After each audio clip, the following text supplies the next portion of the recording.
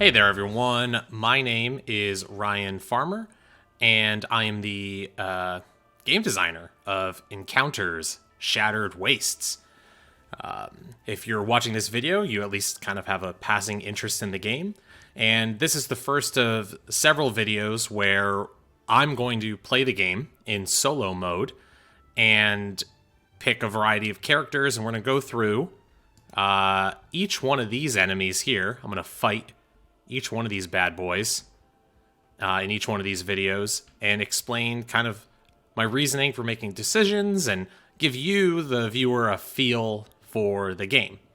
Now, I guess I could say there are spoilers if you want to be surprised about when you get it, about the mechanics of certain enemies, but this is my opportunity to sort of impart, I don't know, my knowledge on you of why I made certain decisions and give you a behind-the-scenes look at certain things. So, the rules for the game are in the description, and so is the Kickstarter link. If you're listening to this at a time when there was a Kickstarter, so be sure to check that out. Every time I play, I do these little Let's Plays or whatever. I'm going to do a different kind of combination of heroes. So when you play Encounters, you can play with up to 4 characters. So you have 8 to choose from. You kind of see them on the side there. And yeah, you can play with up to 4 of them, which means 4 people can play, or you yourself as an individual could play with up to 4. I'm going to play with just 3 today, but maybe for another enemy, I'll try 2 or 4 or something. And yeah, that is sort of I'm going to move these around a little. It doesn't matter, but I'm going to do it anyway.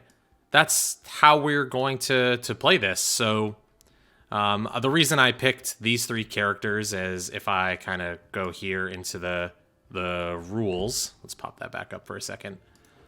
These 3 characters, the Ronin, the Lancer, and the Monk, are the cover characters on the box art. They're all awesome and cool, and so I figured it'd be nice for this first enemy just to be very thematic and stick with that. So cool. Let's talk a little bit about how to play Encounters. Again, I'm not going to go super in depth with the rules on every little thing. This isn't technically like a how to play. This is more of a I'm playing and talking about things as it goes. It's a Let's Play. So we're going to start first with the Guardian. He's the first enemy that you fight, and hopefully, watching this video, you get a sense of how I play the game, and maybe you like it. Maybe you'll back the Kickstarter. Maybe you'll stop listening. That's fine too. Let's talk about the Guardian. So this is his card here. You'll notice on the top part of it, right here, we'll do it this way so I can move around a little. So up here, that's the difficulty of this guy. So he's the intended tutorial baddie. He is just, like we said, very low difficulty. You probably, I'm not going to say you won't lose to the Guardian, but he's got the intended highest win percentage of any baddie that you're going to encounter, I guess. And he's got this neat ability, this is for your protection. So if you do get, are trying to get a feel for the game and you don't do so well and you get knocked to 0 health, you'll just pop back up at 1. So it's very, very hard to lose to him, though I wouldn't put it past to some of my friends to try and lose against him. Or they. I'm not really sure if it's a him or her or they in that big suit of armor. Something that's very intentional about Encounters is that any of these characters could be he, she, they, whatever you want them to be. So the lore of the Guardian is that, well, maybe I should back up just like a smidge here. The lore of Encounters is kind of like the inspiration that I'm pulling from in like Dark Souls and Elden Ring. I want you to kind of feel and learn the lore as you play the game, but it's very vague. You don't need it to play by any means, but roughly the Shattered Wastes is this untamed, magical wasteland that's in the name, and it's very, very powerful, and this power draws both heroes and villains alike. But what you kind of come to learn, especially with like the Guardian here, is that the longer you're in the wastes, the more corrupt you can become, the more the magic impacts you as you try and take that power in. So a lot of these baddies you fight were once good guys or once heroes or whatever, and the Guardian is sort of the first of that. So how does that apply to this guy here, the Guardian? Well, he was once an adventurer like you. He traveled into the wastes, and now he guards the outskirts of the wastes, I guess, keeping people from coming in. There's a lot of like lore that you can make up yourself. Like, again, I'm not attached to any of this. Like, maybe the Guardian isn't that to you. Maybe he's just this big horrible guy who's guarding the souls of the lost that you have to save. I don't know. We're fighting a baddie. We're fighting the Guardian. He's got a big shield and a broken, shattered sword, and we're gonna fight him. How do we do that? So we're playing with 3 characters, so I'm gonna build what's called his strength deck, and we'll learn all about that strength deck as we play. But these numbers are important because you add this many cards per character, and we have 3 characters, so 3 of these little claws, which are physical attacks, and 3 of these little magic blasts, which are magical attacks. If you're familiar with Slay the Spire, those are like intent symbols, and so claw cards have like damage behind them, and magic cards have like threat. And you notice skulls on there, both of those two. Those are afflictions. We'll get to those later. A lot of getting to that later. So 3 of these claws are going to go into his stamina. And 3 of these... oops. Let's get rid of this thing. Yep. 3 of these... so he's got 6 cards in stamina. So if you think about it sort of logically, he's got 6 strength in his stamina, like ready to go. And then we're also going to draw one of these bad boys, like one of the physical cards, into each area. It's totally okay if you don't understand anything I'm saying. We're going to get through this together, I promise. Next step is to kind of, let's pull out our characters. There's our Ronin. They're great. Lancer, my favorite. Lancer is actually the first gal that I designed. Very heavy Dragoon vibes from Final Fantasy, if that's something that you're into. And then the Monk. So we got the Ronin and the Lancer and the Monk. So when we set these characters up, we set their starting HP value right here. That's 10 for the Ronin and 12 for the Lancer and 11 for the Monk. They are the 3 highest health characters in the game, so we can tank quite a bit if we want. And then MP is like your mana or magic points, however you want to, form that, whatever that M is to you, the man points, I don't know. So you've got 7 MP on the Lancer and 9 on the Ronin and 8 on the Monk. And you use MP to activate abilities, which we'll talk about right now. So at the bottom of each one of these cards, these are setup values. So let me adjust the camera just a little here. So your setup values are how many cards of each type that you're drawing. And again, we'll go through this a little more in depth now, but in future videos, I will probably just kind of skip forward into the draft phase. So the sword, these are martial cards. Martial cards are very kind of attack heavy. Most of them are granting you some way to physically attack and harm the enemy in some way, shape, or form. So I shuffled all these decks. I'll shuffle them again. None of this is like, I didn't pre-pick anything for this playthrough. We're just going to play organically as though it's right out of the box. And then the bottle here, which I was told the other day looks like it has a smiley face on the back, which I actually really like because these are items. And items are really, really cool because unlike abilities, they're free to use.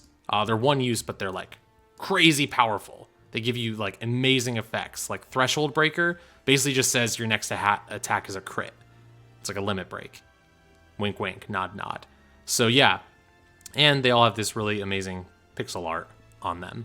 So items are really, really powerful. Like you can fight an enemy. Like if you wanted to kit it out a certain way, the Lancer doesn't draw that many, neither does the Monk. But if you wanted to like build your characters out a certain way, you could just go items all day, and that is definitely a valid strategy. So I drew 8 of these cards, but the kicker is, and one of the most fun parts I think of encounters is you now draft, and you get to keep 3 of them. I guess it's not like a true draft. You're not passing to anybody, but you're essentially picking 3 out of your 8 to keep. So we'll leave those 8 there for a second, and we'll draw the Lancer's 8. So the Lancer only gets 1 martial card. He's got a little bit of martial ability, but he gets a whopping 5 support cards. That's the ones with the shield here, and support cards aren't any attacks. You'll find no attacks in, like, special attacks in here, but they provide all kinds of, like it says, support-based abilities or things that can help your team or yourself manage all the bad things that this big dude is gonna mess with you on. He also can do a little bit of magic, and I keep saying he. That's a misnomer. He or they or she. I'm a little bad at that, but whatever you decide. But, you know, for the sake of this, I might just keep saying he for the Lancer and she for the monk. And the Ronin is a they. I always intended the Ronin to be pretty gender ambiguous. So yeah, we got a magic card here. I need 1 more support card. Man, the Lancer is really support heavy. And then he's got a potion in his pocket, so we'll see what's in there. So we'll go through some of these cards in a second. And then the monk likes to fight. The monk is like the Ronin. They're getting, she's getting, let's see, 5 of these suckers, 5 martial cards, a little bit of support, a little bit of magic, and an item as well. So look at this. We got a lot of cards to choose from. And one of the cool things about encounters, like when you play with friends, is that you can discuss. Like, you can look at the enemy. You can look at what the Guardian, like, wants to do. Something I forgot to pull out is his Rage deck. We'll get to that later. It's his, like, very scary special attacks. And kind of say, all right, hey D, I'm playing the Lancer. I'm going to go very support heavy. So that means I think you might want to build a more damage focused monk. And he might be like, oh, I don't love my damage cards, but I've got Shield of Hope and Healing Zephyr. I can also be very, very defensive too. And then we go back to the Ronin, and the Ronin's like, oh, don't worry, I got Smiting Impale. Like, I can handle the damage. I'm going to do tons and tons of damage. So even though there are only 8 characters in the game, right? 1, 2, 3, 4, 5, 6, 7, 8. Every time you play, you're building your character in a slightly different way, I'd say. Just to kind of get us moving along, I'll kind of get through this a little quickly here. We won't go through every card in this playthrough. Maybe in the next Let's Play, I'll discuss in more detail why I'm making certain decisions, but you're going to have to bear with me here. So for the Ronin, I'm going to not use Sicken Steel. I'm going to not use Crippling Hit. I don't think we need Crippling Hit. I love Overwhelming Fury. I love Ghost Nectar. I love Smiting Impale. So let's go with those. And then when you're done with these cards, they're supposed to go on the bottom of the deck because TTS is a little annoying. I'm just kind of shuffling them in. So basically what I've done is made a very offensive focused Ronin character. So Smiting Impale is when the enemy is staggered, which we'll talk about. My damage value just goes through the roof. And then Overwhelming Fury lets me perform a ton of attacks. And then Ghost Nectar mitigates how bad the downsides of attacking. And we'll talk about that in a bit. Which means for my Lancer, I think it would be really, really cool to make a support heavy Lancer. So I'm going to go, let's not use Riposte. We don't need an item. I will keep Reversing Teleport. I think that's a really cool magical ability. This Lancer doesn't seem like a singer, so we won't use Inspiring Verse. Seems Rallying Prayer, Repent. You know what? No, we'll do Mastered Endurance. Yeah, these are all good. Full support here. So yeah. So just some quick hot takes there. Repent lets me reduce threat. And I guess maybe now's the time to talk about threat, because you're going to see this little exclamation point symbol a lot. You see it here. You see it on these cards. Like, what is that? So threat is like, it's this approximation of how harshly the enemy is defending against you. So if I pop my rulebook back open here, I believe, let's see how close I can get here. I believe it's on page 7. No. Still no. We'll get there, I promise. Here we go. Page 12. Used to be on page 7. So threat represents how focused the enemy is against a character and how much the dangerous magic of the Shattered Wastes is taking hold of them. As a character's threat rises, the enemy defends more harshly against them. When a character attacks, the roll must exceed their current threat value in order to deal damage. If a character's threat reaches 12, the enemy will use the magic of the Shattered Wastes to overwhelm the player with its corrupting presence, and the character will be forced to shatter. It's called the Shattered Wastes for a reason, ladies and gents. And yeah, we can talk more about that in the future.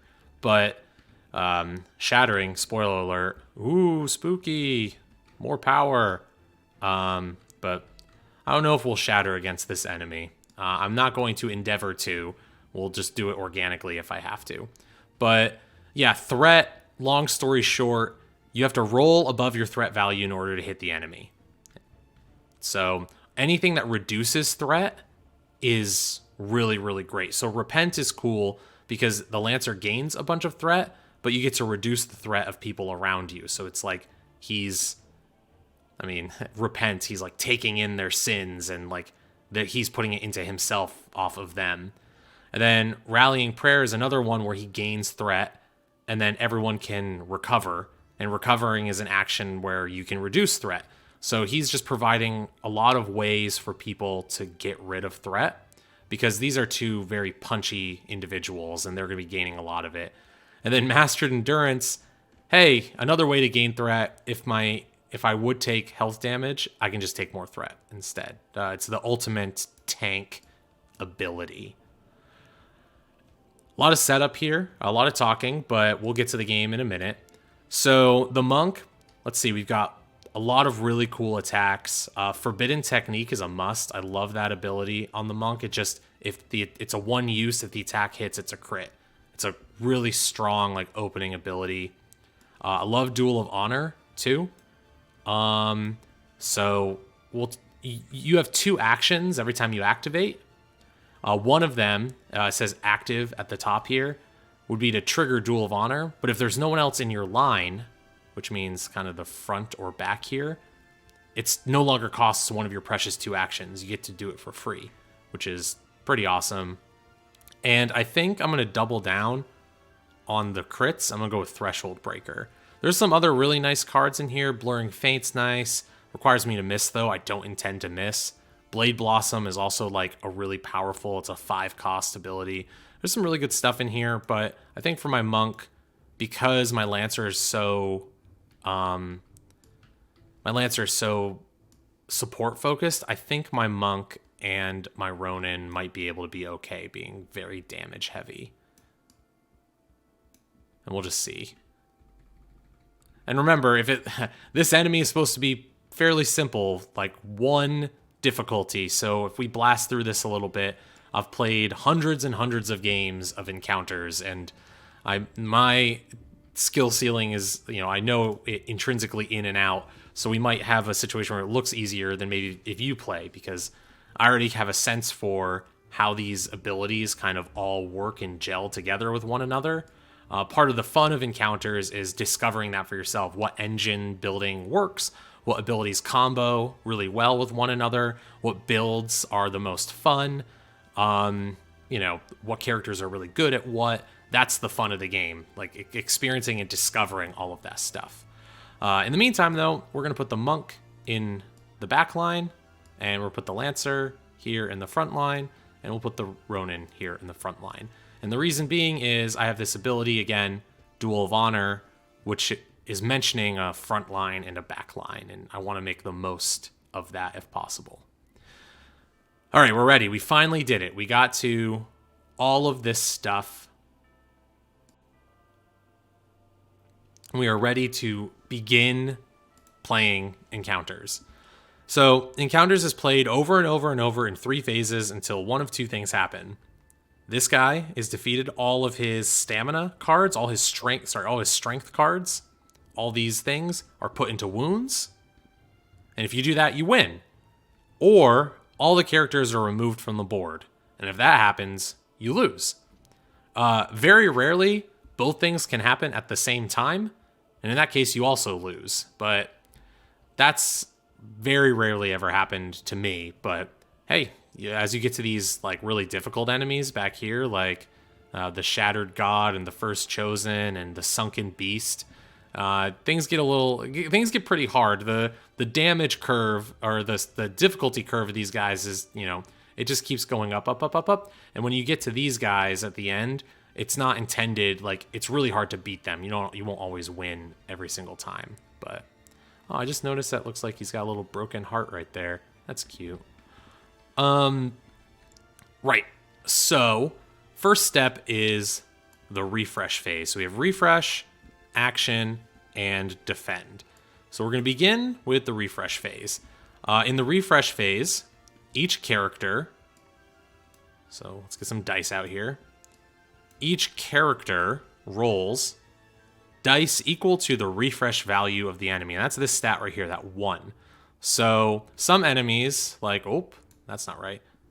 That's not right either. Nope. Some enemies, like the Harvester here, who we'll fight in the next Let's Play, would roll 3 dice per character.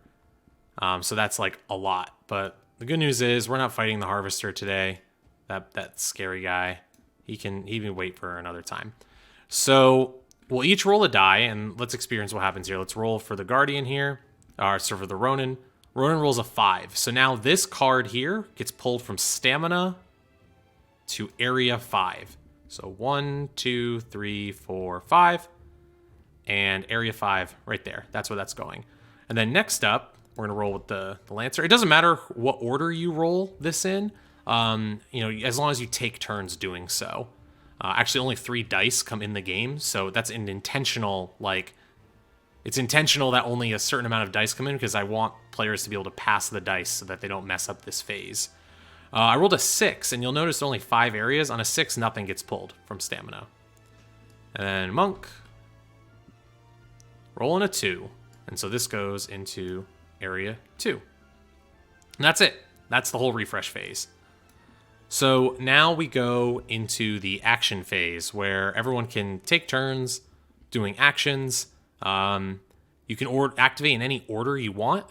There are some stipulations in the rules, like if players can't decide who to activate, you can just activate, you can do it by whoever has the highest threat or roll for it. But usually players can come to a conclusion. And if you're playing solo, like I am right now, yeah, you can you have full control. So what I'm going to do is I'm going to begin with the Ronin. And something to keep in mind when you're deciding what area to attack are how many of these threat symbols are in that area. So this area has 5 of these threat symbols. This area has 5. If an area ever exceeds this number right here, this 9, it's got like a super explosion threat symbol, bad things happen in the defend phase. Now that 9, that's really high. Remember, 1 difficulty, not that hard. That 9 is super high. But other enemies, like if we come over here to, if we pull out the Spectre, this guy has an area limit of 4 on this side and 5, which is that's super low, and harder to manage. But luckily, you don't have to worry about that much, but we should target areas that have a lot of these threat symbols. That's the goal. So I'm going to move with the Ronin. I'm going to move to here, and moving is one of the actions you can take. If we go over here to our handy back of rulebook reference, you can move, and I can move my character to an adjacent space up to 3 times. So that's one of my actions. And then my next action is just going to be what's called a basic attack. And in a basic attack, I roll this value. It's my basic attack value, 1. So we're going to do that. Boop. And I'm looking to roll above my threat level. Now, when you start, your threat's at 0, so you're going to hit. That's awesome. And I rolled a 5, which is above 0. And now I deal damage. The Ronin deals 2 damage. That's this statistic. Every time they hit with an attack, unless like it's an ability that says otherwise.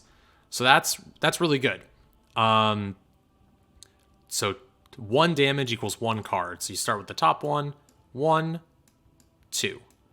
You might be wondering, wait a minute, I thought you win by putting cards into wounds. What is this thing? What is fatigue? Why didn't it go to wounds? That's an excellent question.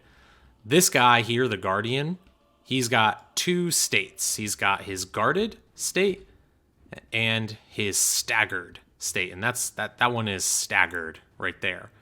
And depending on whether he has strength and stamina, depends on whether he's guarded or staggered. So think of it this way. If he's got still a strength and stamina, he can still defend himself.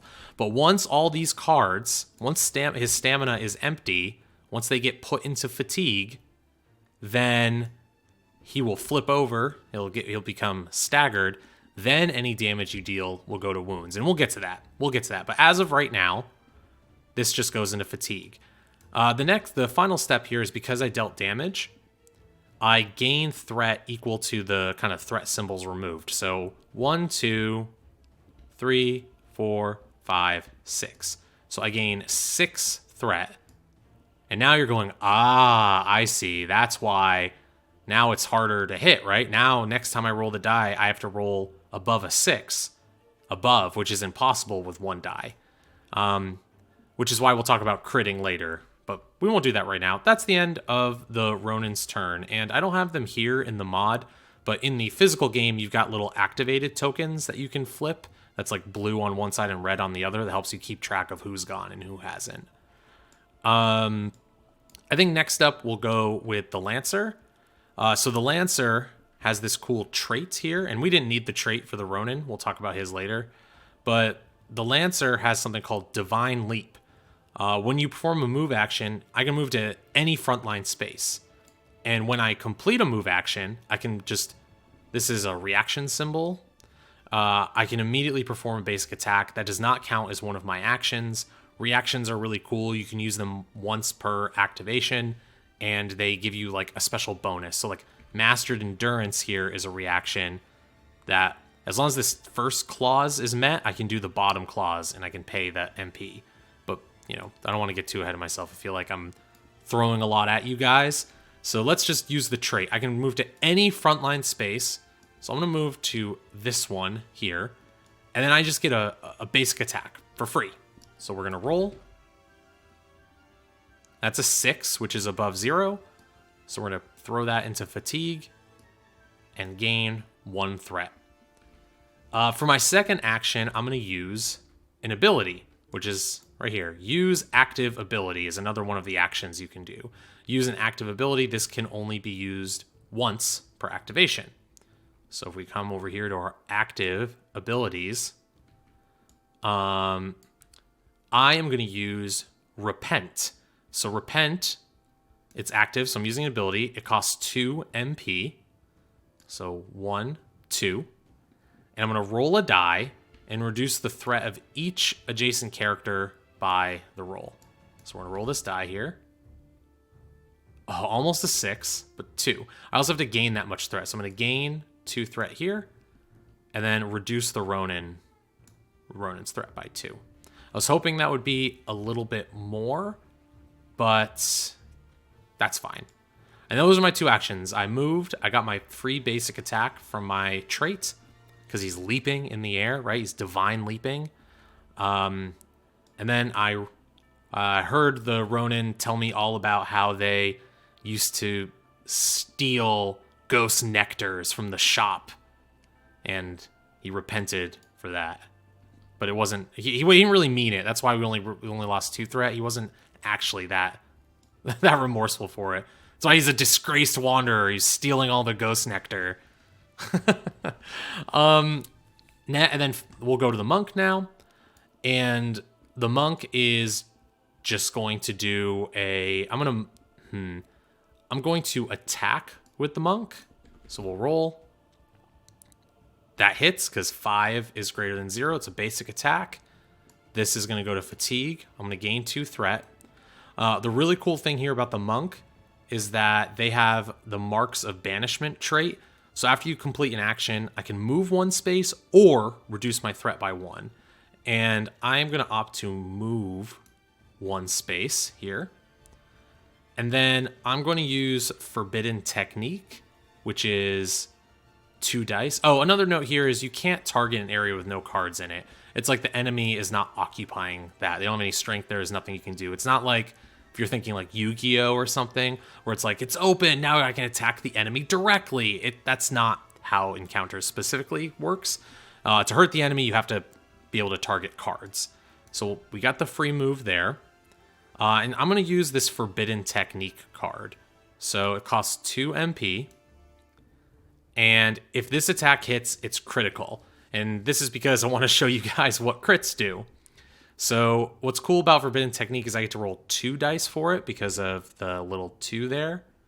So we're going to roll these 2 dice. And I just need to get above a 2, which I did.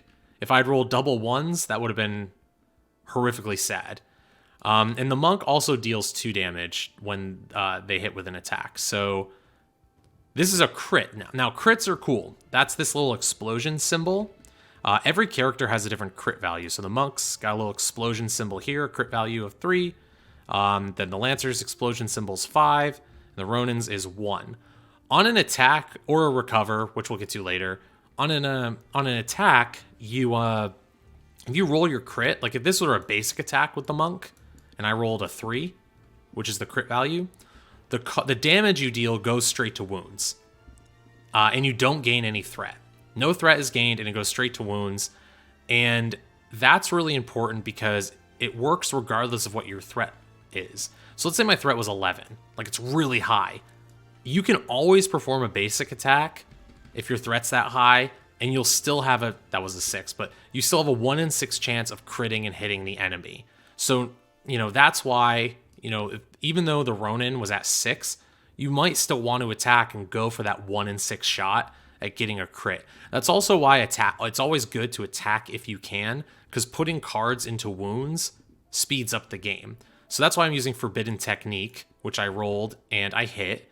So this was not at 6, this was at 2. These 2 cards are just going to go straight into wounds because it's a crit, and I don't gain any threat for it. And I've completed an action, so I can reduce my threat by 1, which I will do. Actually, no, I'm not going to do that. I'm going to move. I'm going to get another move again for free over there. Now, Forbidden Technique, you'll see this little circle. That's the cycle icon. So if this attack hits, it is crit, which is great. You must cycle. So that means this card's done. It's 1 use. Anything that says must cycle is a 1-use card. So what we're going to do here is get a new one. So let me shuffle this real quick. So we're going to get a new card. This goes back in the bottom of the deck. And we now have Twin Strike. Now there's no cycle icon on this one, so we're kind of locked into it. But Twin Strike is also really cool. So that's it for the action phase. We've now all done 2 actions, and we moved the marker to the defend phase. And this is when the Guardian here gets to say, all right, enough games, like I get to play now. So starting at area 1, we're going to go down each one of these, 1, 2, 3, 4, 5, and we're going to check for a couple things. So if you take a look here, right there, that's the area limit. We want to make sure the first thing we check is that we're not exceeding that. And 3 is less than 9, so we're good.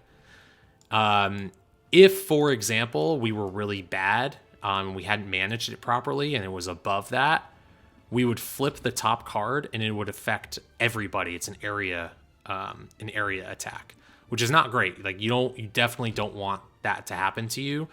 Sometimes you have to, but that's why keep managing these areas with threat value is really important. But with the Guardian, it's not that big of a deal. So after we do that, we're going to flip this, and the monk takes 2 damage. That's what these symbols are. And we know that because the claw here was indicating that there would be damage or something on the back. And roughly how bad the card is equates to how many threat symbols are on it. So like, let's see if I can find a 5. Here's a 5, right? This one is brutal. Like there are a lot of symbols on this, a lot more symbols than here. So we do this, and whenever a card gets revealed, it just gets dropped into fatigue. So 2 damage off the monk. You'll note that there are no cards here in front of us. We did a really good job in kind of clearing these areas out. But that means the Guardian gets to pull out these rage cards. Rage cards are cool because they're very special. They're unique to the enemy, unique to the encounter. There are 5 of them for each enemy side. So we pull this top card out against the Lancer. We're going to pull it out, reveal Stalwart Barrier. All characters gain 3 threat. Move each character to the back line of their area if able. So they just get pushed back, and they're each gaining 3 threat. So I guess lore-wise, Stalwart Barrier is he's putting up his shield, creating a barrier which has raised our threat levels, making it harder to hit him, right? And he pushed us into the back line. Every time a rage card is revealed, it's going to go to the bottom of the rage deck here. And then another thing pops up here, Fallen Greatsword. So that's this sword that he's holding. So the Ronin takes 2 damage and gains 1 threat. So we're going to do that. That goes on the bottom. And that is the end of the defend phase. So even after first one, we did okay. We got a couple wounds in. We cleared out all the cards. But look at where we're at. Our threat is really high. So I'm going to have to figure out how to manage all of that. Back to the refresh phase. The cool thing is you are rewarded for clearing out rows because during the refresh phase, an additional card gets pulled out of stamina for every empty area that a character is in. So note how there was no cards in front of the monk, nothing in front of the Lancer, and nothing in front of the Ronin. We'll pull a card out. And then again, we're going to start over. We're going to do the whole thing again. So I roll here. A card goes to number 3. And we'll roll here. Card goes to number 4. Oh, look, there's nothing in stamina. So this is great. We have no cards in stamina. So that means the enemy is staggered. We did a great job. So the enemy now, whenever we deal damage, it's going to go to wounds. And then we will roll again here. 1. Put that right there. Whenever you can't draw from stamina, you have to draw from fatigue. All right, so that is going to allow us now to really try and pump the enemy, pump as much damage as we can, because after this phase, everything in fatigue is going to go into stamina. So he's got 4 cards. Those 4 cards are going to go into stamina. So if we do really well, we might be able to get through this first phase of the enemy right at the start. The problem is we have some pretty high threat right now. So we have to see if we can manage that a little bit. So I think the first step for me, for the Lancer, is to try and find a way to get all of our threat levels down so the Ronin and the Monk can really pop off. So what I'm going to do is we're going to use an action to let's try Repenting again. Oh, that would be really dangerous. Let's do Rallying Prayer. So I'm going to gain 4 threat. Spend 3 MP. And we're going to let the Ronin here do a recover action. So we're going to hop back over here. A recover action is really great. Is you roll a die, and then based on the result, you get to reduce your threat by that much or gain that much MP. You can also get rid of afflictions, but we didn't draw any of those, so I won't worry about that. So 1, 2, 3. So he's down to 5, which means he'll hit on a 1 because that's his crit, or a 6. At least we've helped those odds a little bit. But now the Lancer's at a whopping 10 threat. I think what I need to do here is... Man, that feels really bad to recover right now. I could take the 1 in... Nah, we'll recover. 6. Okay, that was a great recovery. So that's going to drop that to 4. So I didn't deal any damage there, which means this was a kind of a bad turn for me. But I did try and help manage stuff with the Ronin. I think now is when with the Ronin I'm gonna move.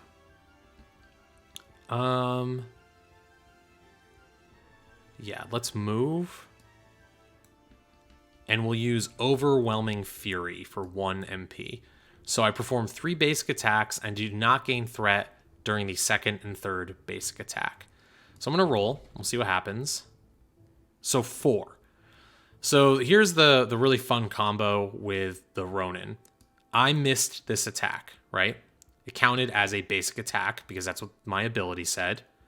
When your basic attack misses, which it just did, perform a recover action, and it doesn't count as one of my 2 actions.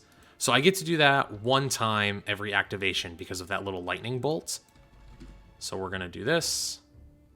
So I recovered, and this gets dropped down to 0.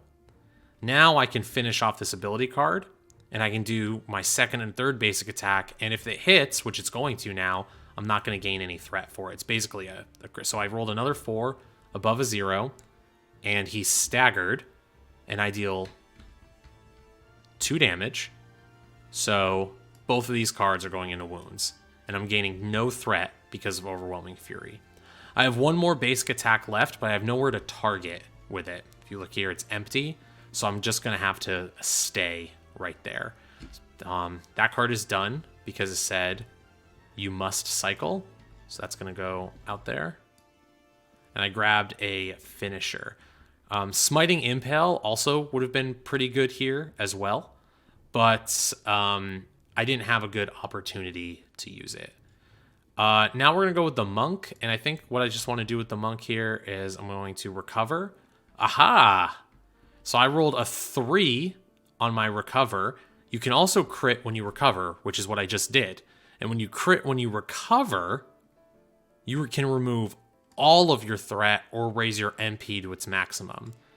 So 1 in 6 for something really good on your recover to happen. So I recovered, I did 3, dropped all the way down to 0. Now I can do my attack. And I don't much fancy gaining 6 threat, so I could use my Threshold Breaker. That's an item that I get to use for free. Does not cost an action. That's why it says item right here. When you use this item, set this card next to your character tracker. If your next attack hits, the attack is critical, then return this card to the bottom of the item deck. I am not going to use Threshold Breaker right now. Instead, I'm just going to attack with my basic attack, which was 5, which is greater than 0. Both of those cards are going to go to wounds, and I'll gain 6 threat. And then, after I complete an action, reduce my threat by 1, which is what I would very much like to do. That's it. Everyone did 2 actions. We did pretty good, clearing a bunch of cards off, putting a bunch of cards into wounds. What did? We got 6 cards into wounds now. Now we go to the defend phase. So, Rage card comes out. Minotaur Shield against the Monk. So the Monk is going to take a damage. An Affliction, which is this deck here. Bleed. When your activation ends, reduce your current HP by 1. So that's just going to stay there until I get rid of it with a recover action. So that's the Minotaur Shield. And then when a Rage card comes out, when you're stacked in the front line and back line, it affects both characters. Ooh, Virtuous Crush. So 4 damage to the Ronin. And I could take 4 damage on the Lancer. Nah, I'm going to have to. Mastered Endurance, I'd have to take 8 threat, which would push me to 12, which would force me to shatter, which is something I don't want to do. And I have 12 health, so I think I can afford to take a pretty big hit from Virtuous Crush. This does bring up a good education point, though, kind of in the game. There is the front line and back line, when you're stacked like this, the physical attack cards will attack the front line, and the magical attack cards will attack the back line. So think of it like the front line protects the back line from like swords and claws and bites, and the back line protects the front line from like fireballs and all the magical stuff that can happen. But if you're alone, it doesn't matter. It's just going to hit you no matter what. But we didn't have that situation there, but I'm sure it'll come up again in another Let's Play in the future. And as I mentioned before, kind of at the top, I'm going a lot more in depth on this one than I will on the next. I'm going to assume as we go through the rest of these baddies that you'll have watched the previous ones, so that I'll kind of go in more depth on mechanics, but we'll stay on the basics for just the Guardian. So at the end of this phase, the defend phase, if there's nothing in stamina, everything from fatigue goes to stamina. And we go back to the refresh phase. He's guarded again because he has cards in stamina. And we'll refresh a card here. We'll refresh a card here. And then we'll roll some dice. So we'll go to the Ronin. He rolls a 1. And we'll go to the Monk. And this is where rolling 6s are bad, which is a 4. Because if we rolled a bunch of 6s, a card would stay here. And this is why getting cards into wounds is so important, because look how fast he became staggered again. We milled enough cards out of his strength deck that he immediately became staggered again. And that's really important. The more wounds you deal on those stagger turns, the less time it'll take for the baddie to get staggered again. But now there's nothing in stamina and fatigue, which is really important because I'm going to illustrate that right now. I'm going to attack with... I'm going to recover with the Lancer. I'm going to recover. Lose 2. And then I'm going to do my Divine Leap, move to any frontline space, and I'm going to get a free attack, which hits 4. The first time you deal damage, when there's nothing in stamina or fatigue... What? What's happening? The enemy changes forms from healthy to injured because there's nothing left in stamina or fatigue for them to pull from. So that card would go into wounds. Now everything comes out of wounds, goes back into stamina, and it becomes guarded again. And he gets a new rage deck too. So that rage deck goes away. I'll put it back in the box. So now the Guardian, you get to see his true form, right? Look at his disgusting, like, weird muscles, and like he's got this axe like for a hand or something. And he's saying, "You've left me no choice." So we basically like bullied him enough where he says, "This is for," he was being a nice guy at first. "This is for your protection." But now gloves are off, and he has a new, not so nice trait. So during the defend phase, after one of these physical cards are revealed, each character in the target area gains 1 threat. So he's really not messing around, and his area limit is now 5. So we have to be actually really careful because this is breaking that. So we need to try and pump more cards into wounds. So let's go with the Monk.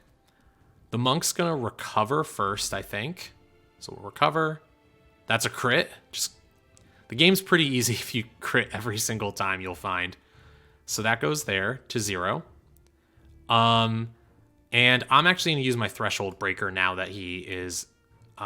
this is a really good time to use a Threshold Breaker because getting crits when the enemy is guarded has a lot of value. So I'm going to put this next to my character tracker, and I'm going to do a basic attack, which is a 6, which hits. And I hit with it, so it's a crit. So both of these cards are going to go to wounds, and I'm not going to gain any threat at all for it, which is really nice. Oh man, I made a mistake there. There was a better way for me to do this. Let's roll it back real quick. I'm gonna illustrate something really cool here. This is why I can do this, because I'm in solo mode. You guys can't stop me. Let's say for my second action, I used Twin Strike. So let's roll 2 dice on Twin Strike. So that hits, right? Oh, sorry, not Twin Strike. Duel of Honor. That's the one. So I'm doing Duel of Honor. If there are no other characters in your line, this is a free ability. You'll note that I moved the Lancer to the front line. There's nobody in the back line, so I'm honorably dueling this guy. So we're just... just having a right old good time fighting. So I honorably dueled him, and I won, I guess.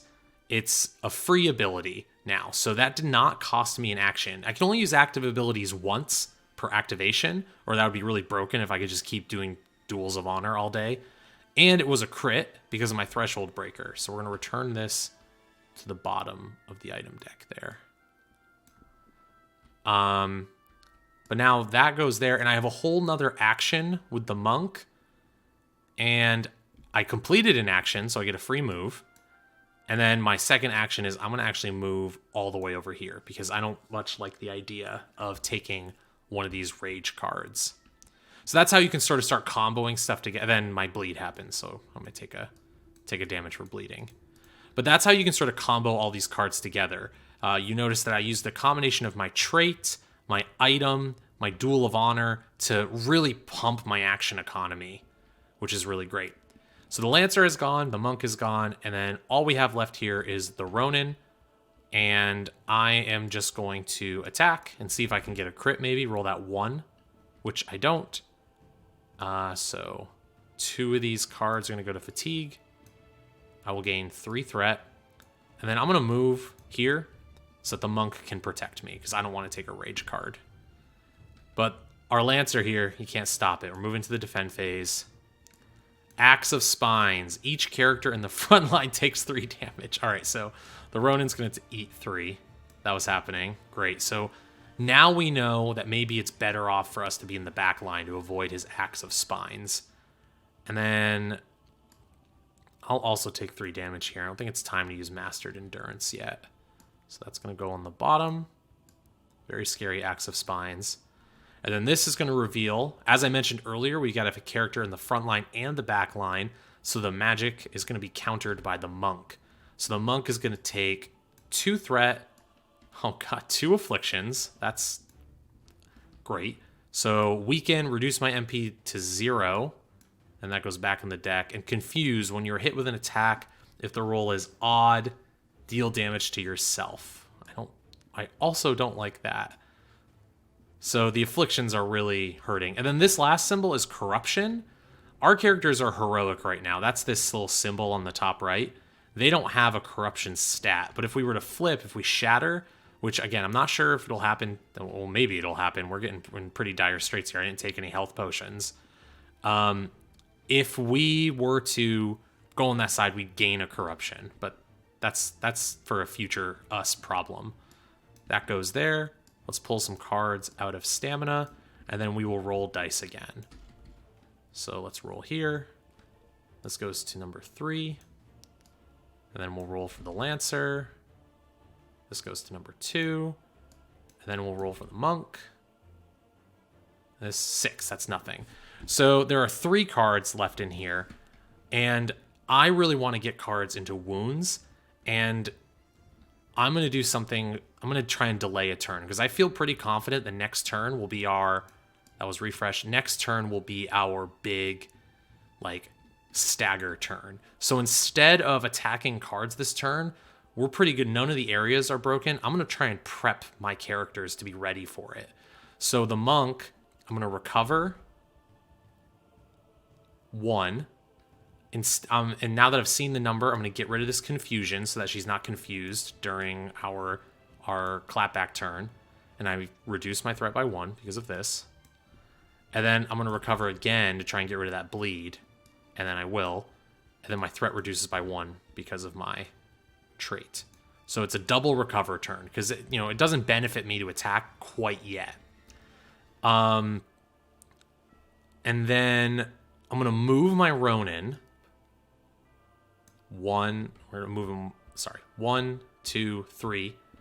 And then he too is going to recover because he's only at 1 health. I need the Lancer to protect him from this card here.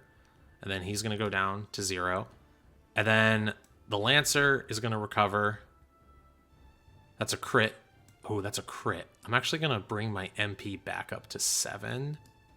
And we'll recover again. 1. That's fine. So I didn't attack any cards here, but that's okay. We're all in really good shape now. We're at 0s across the board. We're going to go in the defend phase now. And you'll note how here the Lancer is in the front line. So he's going to protect the Ronin from this physical card.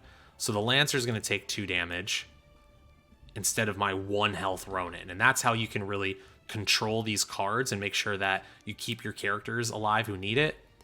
And then 2 more damage to the Monk. So you can see we're starting to get whittled down just a little bit here. And then a card goes there. Back to the refresh phase. You'll note that I'm going to start going a little faster as we go through this. That's area 5. Let's roll again for the Lancer. Another 5. Ooh, this is going to be a good turn for the Monk then. And then for the Monk, number 4. We have a good stagger turn for us right now. And I'm going to start with the Lancer. So we're going to Divine Leap over here. And we'll roll. A what? Oh, man. So my threat is 1, my hubris, my greed. So I miss that attack. So I'll stay here and I will attack again. And that's my crit. So that's nice. So I'm not going to gain any threat for this. He came back. He missed the first one, but he was just, you know, he was popping way up into the sky. And he pops down, hits that. So that's good. I was hoping I could hit it on the first one and then move back into safety, but not so. And then we'll go with my Ronin, which is unfortunate that he doesn't have a good... we'll go with the Monk first. No. Sorry. We will go with the Ronin. The Ronin will attack... Ronin will attack here. We'll roll. That hits. Go there, gain a threat. And then we'll move here. And then the Monk is going to do Duel of Honor. Oh, no MP. Great. Okay. I guess the Monk's just going to punch. And that hits. Gain 5. And then reduce 1 because of the trait. Completed in action.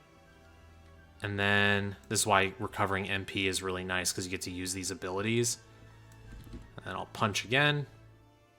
I did get it. 5 is higher, so that'll go there. And I'll gain 3 threat. 2, 3. All right, so that we punched a lot through there. Defend phase time, but it's going to be painful. Oop, freebie. Okay, so I'm heroic, as I mentioned before. The Ronin is heroic, so these are nothing. Those 2 corruption symbols don't do anything to us, which is really nice. Let's look at this rage card. Sealed Fate, reduce MP to 0 and gain 2 corruption. So now I don't have any MP left, but it actually didn't deal any damage to me, so that could have been a lot worse. And then the Monk, Shield of Visions. The character with the lowest threat rolls 1 die. That character gains threat equal to the roll. So the Ronin and the Lancer each have 1. So, and on ties, the players get to choose. So let's go with the Lancer. He can see what's in the visions of the shield, so he'll gain 3 threat. So that could have been a lot worse for us than it was. And then we're going to pull some cards out. 1, 2, 3. We'll refresh phase. Sorry, this goes into stamina. We're in the refresh phase. Been bad with the token. So area 4. And area 5. So that's it. We are done with the refresh phase. He has no cards left. As soon as we get rid of all these cards, we're going to win the game. So he's staggered once more in the action phase. And I'm going to go with the Lancer. I'm going to have him attack to see if I can get like a... No. We won't attack. We'll have him move. And he'll get a free attack anyway from his move. Maybe I can slip one through. Nope. And then... Oh, this was dumb. I was dumb. That was dumb, everyone. That was on me. I don't have any MP. I forgot. The Shield of Visions drained my MP. Or Sealed Fate drained my MP. I forgot about that. Dang. I guess I'll just attack again. That was a bad move. That was a bad play by me. It was a crit, so that's good. But that was a bad play. Let's go with the Monk. We're going to recover 6. So I'm going to go to 1. And then another 1 because of the trait. We're going to do Duel of Honor. Oh, I don't have MP. Oh my god, this is awful. It's awful not having MP. So I'm just going to attack then. We'll attack 1, which is above 0. So that'll go there and I gain 4. And then reduce by 1. And then the Ronin will go. I'm actually going to move and then attack. Because I crit on a 1, so I'm going to hit no matter what. And I hit, so these 2 go to wounds. And I gain 4 threat. Actually, for the example here, I'll use Ghost Nectar. I can't gain threat for the rest of the round. So let's say I played that as a freebie, so I don't gain any threat. I'm a ghost. I'm a ghost. Back to the defend phase. Right here. Haha! I played Ghost Nectar, so his Living Blade, which would have given me 5 threat, does nothing. I can't gain threat for the rest of the round. That's the power of items. A well-timed item play can really save your bacon, so the Living Blade does nothing to me. And then I think this is the Master's Whispers.